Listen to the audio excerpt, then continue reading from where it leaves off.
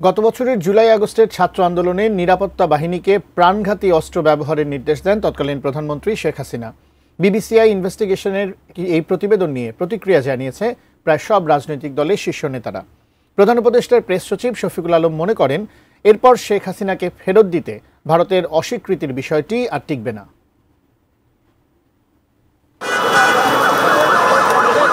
গত বছরের জুলাই আগস্টের ছাত্র আন্দোলনে নিরাপত্তা বাহিনীকে প্রাণঘাতী অস্ত্র ব্যবহারের নির্দেশ দেন তৎকালীন প্রধানমন্ত্রী শেখ হাসিনা।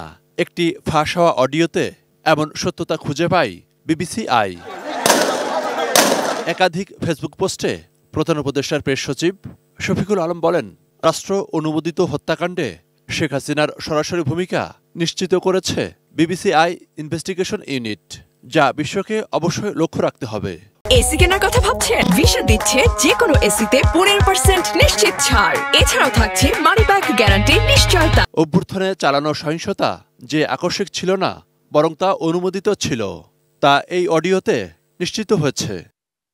শফিকুল আলম আরও বলেন, অনেকদিন ধরেই ভারত শেখ হাসিনাকে ফিরিয়ে দিতে বাংলাদেশের বৈধ অনুরোধ মেনে নিতে অস্বীকৃতি জানিয়েছে, কিন্তু এখন আর সেটি টিকবে না।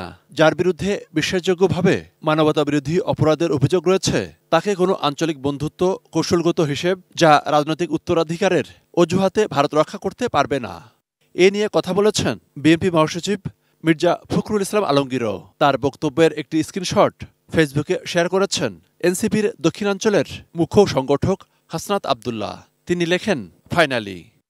একই ছবি শেয়ার করেন উত্তরাঞ্চলের মুখ্য সংগঠক সার্জিস আলমও। তিনি তার ফেসবুক পোস্টে লেখেন, হাসিনা রক্তপিপাসু খুনি, হাজারের অধিক খুনের নির্দেশদাতা, হাসিনার বিচার এই বাংলাদেশে হবেই। এছাড়া এই প্রতিবেদন নিয়ে যোগাযোগ মাধ্যমে নানা মন্তব্য করেছেন অনেকেই। বিবিসি বলছে, একজন অজ্ঞাতনামা জ্যেষ্ঠ সরকারি কর্মকর্তার সঙ্গে শেখ হাসিনার কথোপকথনের ফাঁস হওয়া অডিওটি এখন পর্যন্ত সবচেয়ে গুরুত্বপূর্ণ প্রমাণ, যা সরাসরি আন্দোলনকারীদের ওপর গুলি চালানোর অনুমোদন দেওয়ার বিষয়টি নিশ্চিত করে।